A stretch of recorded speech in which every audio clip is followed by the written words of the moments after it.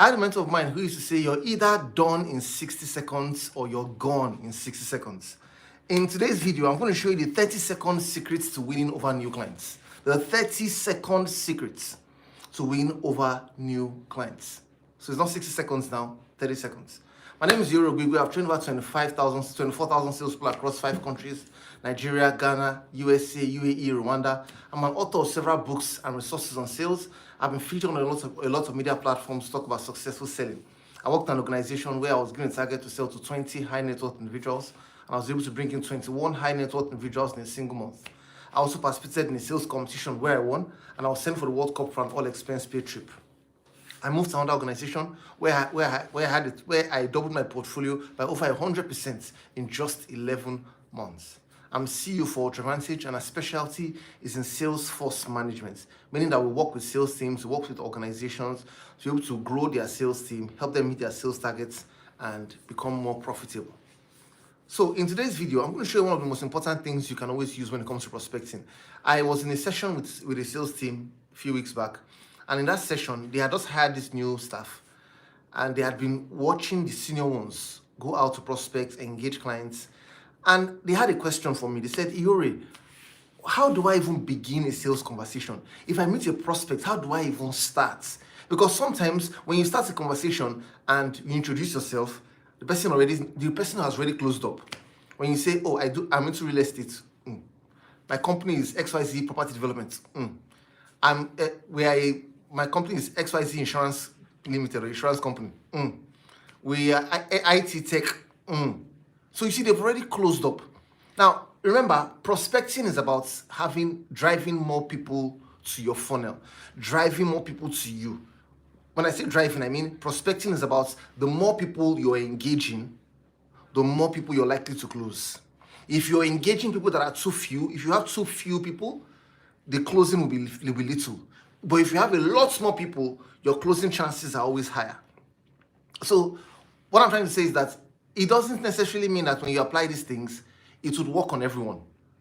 But definitely, it will work better than if you just introduce yourself, I'm into real estate, I'm into IT, I'm into insurance. It will work far better. At least you will have the prospect's attention to be able to then let the prospect decide if this product or service is for them at this time. You know, in sales, attention is currency. Attention is currency. If you don't have the prospect's attention, no closing can happen. Attention is like the door. If you don't get into the room, how would you meet the person in the room to then decide if this person in the room, you need to work with this person or not? So at least get into the room first. So this doesn't guarantee that the person will do business with you, but this guarantees and makes it possible or increases your chances that the person would listen to you. And possibly, when the person listens to you, not only will the person decide whether they'll do business with you or not, based on if they like you, they can decide if they want to go ahead and give you referrals or refer you to other people in their network who can do business with you or not. So that's why this 30-second secret is very, very key. At the end of this video, I'm going to show you an exact script you can follow and use to be able to pitch and use the secrets to be able to get prospects to listen to you and give you their attention. Now, please remember, when you're engaging prospects, you want to make sure that you pique their interests. You want them to say, oh, really? Tell me more. Whatever pitch you're trying to use to introduce yourself, the person should be able to ask, how does that work? So there should be some interest. There should be some curiosity. Oh, tell me more. Oh, how does that work? And the moment you hear that, what do? You go straight to book a meeting. You don't sell to a prospect while the prospect is standing. The reason why you don't sell to a prospect while the prospect is standing, because most times the person cannot pay while they're standing. So you want to sell. Now, let me tell you why this principle is very important to me. When I came across this material many years ago, where I read, you can't sell to a prospect who is standing. You want to make sure that the person at least has a seat, because from a seated position, a decision can be made. I remember I went to see one of the top celebrity or top individual in this country, her daughter. The lady became a billionaire. She had given established her children. One of her daughters was working was a director in one of her oil and gas companies. Now, I get into this company. I was managing the lady's accounts then. So I was thinking about things I could possibly upsell to her. So I get to the company. I called her, of course, got the appointment. I got into the company, met the receptionist. She came downstairs. When she came downstairs, she walked up to me and she says, "Yes, Iyore, you wanted to see me. How can I help you?" Can you imagine? Like this. Thank God I read that material. There's no way I would have. Imagine if I started pitching as she with this body language towards me. Nothing would have gone through, because this is a closed up body language. This kind of body language means I'm not with you. No information will pass through, because the heart is the light center of the body. This is where information goes through for people to make a decision. So you mean that if you do this, how will information go through? So you know what I just did? Because of the information I read, I said, okay, man, thank you so much. Hope you don't mind. Can we get someone to sit? Hey, ladies and gentlemen, when you sell, you must be in charge of the conversation. I was amazed. She said, okay, no problem. Let's go to the cafeteria. We get to the cafeteria, and she told me initially that, "Iyore, I just have 5 minutes. Yes, tell me why you want to see me." When I said, "Can we get a place to sit?" We get to the cafeteria. We end up talking for over 30 minutes. Because you cannot sell to a prospect when a prospect is standing. So you're engaging a prospect, and you notice that the prospect is moving, that maybe you're at the airport or is walking, and the person says, "Okay, you know what, tell me what's about, I'm in a hurry, I'll catch a flight now." You can't get the person to make a decision now. All you need to do now is get the person's interest and immediately ask for a meeting. I was on the elevator of the Dangote, one of the richest men in Africa. I was in his building a few years back, and I was on the elevator in the elevator. All of a sudden, a lady walks in wearing a red dress. I'll never forget. When she walked in, of course, I just stood looking straight. She was standing by my side, and I noticed that she was looking at my suit. Now, the particular suit I was wearing, the fabric seemed to jump. What would I use to describe that fabric now? It was a striped suit, but the fabric was embossed. It was out of the. I can't describe it anymore. But the point was that it was a very good suit, right? I noticed that she was peeping and looking at my suit. So what had happened? Without me saying anything, I already got her attention. I immediately brought out my card and I said, "Hello, good afternoon, ma. She saw my card. She knew what I was into automatically. So I immediately booked a meeting. I didn't try to start selling there because she's standing. So you want to make sure that you get the prospect to sit. Now, how do you book a meeting, ladies and gentlemen? You book a meeting. You say, "Sir, can we do tomorrow 9 a.m. or do we do Thursday 2 p.m.? You give 2 dates.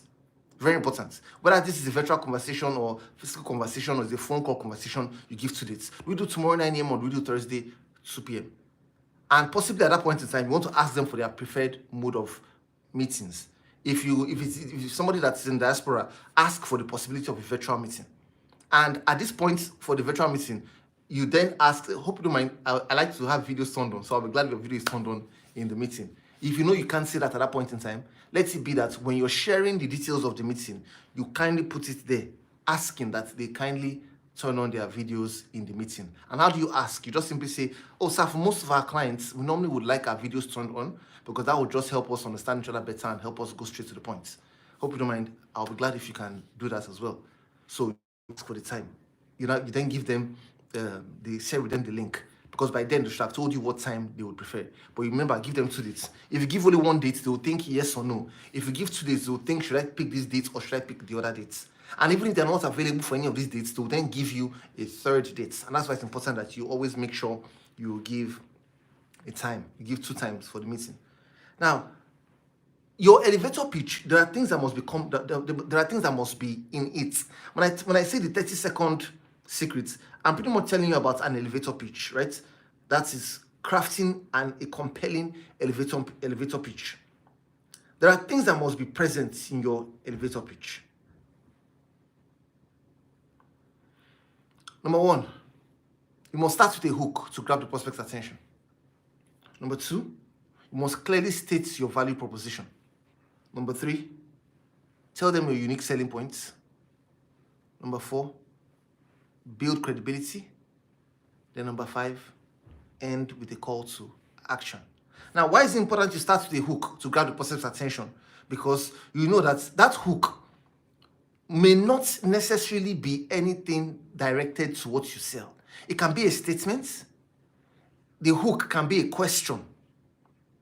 The hook can be a fact based on testimonials or some of your success stories, whatever you decide to use. Please note, ladies and gentlemen, that this is not something you perfect in the classroom. You can't sit down in your room or in your house, wherever you're watching, and draft something and say, this is my elevator pitch going forward. Whatever you draft is going to be a test. It's like an experiment. It will be a test. You can only test this out, and it's based on the feedback you're getting on the field. You will then know if this is the right elevator pitch for you. So you can tweak and make adjustments accordingly. This video, if it's blessing you right now and is making sense to you so far, please share this video with someone right now who needs to be part of this video. It'll be good if more people get to hear these things and they start to sell better and we make the world a better place.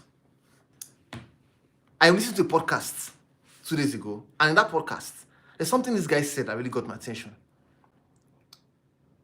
His name is Dan Koi. And he said he's into writing and many other things. And he said he had learned sales and marketing. And he said he realized that, which I think is very true, he said he realized that nobody can teach you sales and marketing, but they can show you how they did it. So this means that to learn sales and marketing, you must find your own way. Now, that makes a lot of sense. Yeah, I may not, it's true, but I may not, well, that makes a lot of sense. And I'll tell you the context which makes a lot of sense. It makes a lot of sense because, for example, look at this elevator pitch right now. I can't really teach you and tell you this is exactly the pitch you should use. But I can give you a guideline and a framework. And you can fill it in. And after filling it in, you can then start to test it on the field. For example, I've changed my elevator pitch several times until I came up with one that was working all the time. When I would meet people, they'll say, what do you do? I say, okay, I'm a consultant. I'm into Salesforce management. Someone will say, what do you do? I say, I'm a sales consultant. I run organizations. What do you do? I've tried several things. In fact, many years ago, I remember I walked into an Iyore. The owner of the Iyore was coming out as I was coming in. And I said, oh, good afternoon, man. My name is Iyore. I've trained over 14,000 salespeople for Jumia. And I was wondering why we haven't done anything for your team. And I says, really? When can you work with us? When can we have a meeting? So when I noticed that she responded that way, I said, wow, I found a script that seems to work. But as I continued with it wasn't really working all the time until I found one that was working all the time. So when I meet people, they'll say, what do you do? I said, I help my clients multiply their revenue. Oh, really? How do you help them multiply their revenue? Then I ask for a meeting. So that's how I found mine over time. So I'm telling you now that you too, by practice, you can find yours. And I said, you start with a hook to grab the prospect's attention. Just make sure that you follow that. Then your value proposition, let's be clear. Let's distill it. Don't tell them what it is that you do. Okay, we offer AI-powered solutions. That's too much grammar. What do you do? State your value proposition clearly. We help you save 50% of your costs within a 2-day period. Or we help you double revenue through technology within a 4-hour, whatever it is that you say, let it be a benefit. Don't tell them what the feature is. So when I tell you create your value proposition, it should be a benefit of what would happen. When I say I help you multiply revenue, it's a benefit because that is what is the result of us working with you. Your revenue is multiplied. Because if you have 10 salespeople and each of these salespeople were not, all the time were probably not selling, but when we were done with your people, all of them started selling, your revenue has multiplied. So I also said highlight your unique selling points. What differentiates you? Why are you different from the rest? Just in case your product or service, many people possibly have it. For example, maybe you sell real estate, they possibly have friends or other people who sell real estate. What makes you different? I say I'm a lawyer. Because I'm a lawyer, I have the ability to be able to make your documents, verify your documents even faster. That can be a unique selling point. Build your credibility. Tell them who you've done this for. Then tell them what the next step is. End with the call to action, which is possibly a meeting. And if you watch some of my other videos on cold calling, there's a pitch we normally use. We would say, good afternoon, my name, maybe for example, you meet someone and says, what do you do? Oh, I help my clients multiply, protect, and preserve their wealth. We've done this for over 300 businesses, and we can do the same for you. That can be an introduction. There's one guy I met, he's Pique, he's into real estate, and the guy says, what do you do? Okay, I am the #1 real estate expert in Africa. We specialize in buildings with helipads and bulletproof doors. That was this guy's speech to begin a conversation. Now, it doesn't mean that the person is selling to is looking for a building with helipad or bulletproof doors. But the point is that it sounds exciting enough for the person to say, this is an interesting individual. How do you do that? So let me give you a template now you can use to be able to build your own elevator pitch so that you can introduce yourself the right way. Like I said, it can be a question. We don't want to know why most people who work with us, we've been able to increase their revenue by over 30% within 2 months. Or we do want to know why we've done work with 20,000 women in just a short time. Whatever it is that you have to say. The point is that selling is a science and it's an art. It's a science because you can predict the outcome. It's an art because it requires some creativity. So for example, someone says, hi, I'm trying to give you a template, right? Hi, put your name. I'm Sandra, and I help, who is your target audience? I help medical doctors achieve, what's the desired outcome? I help medical doctors achieve double the size of their revenue by, what's your unique selling point? Tell them unique selling points. By ultrasound equipment. Want to learn more how I can help you? Then you go. So hi, my name is, I help target audience achieve what's the outcome by what's the unique selling points. And based on that, they can then make a decision. If you also add who you've done it for, we've done this for this hospital, that hospital, this hospital, that hospital, it will give you credibility as well. If you mention your awards, good afternoon, my name is James. I help businesses achieve whatever it is your outcome is, desired outcome, what the benefits could be. There are many options. By what do you use to do that? Then you can now add, we are currently the #1 company in Africa who does this. Or we're the first company in Africa to be what's your credibility? Where are the things that establish you as a reason why they should speak with you? So it will be glad if you put this to work because this will give you credibility. It will help you start the conversation. And remember, like I told you earlier, the moment you introduce yourself like this, please make sure that the next thing you go into is you go into asking for the meeting. Give 2 dates so that you can get a meeting, then you can begin the conversation. And how do you begin the conversation? Remember, you don't go in and just start talking. You start by asking questions. Thanks so much for watching. I look forward to seeing you in the next video. Please remember to like, comment, and subscribe. Please watch this next video. It's a really great blessing to you. Talk to you soon.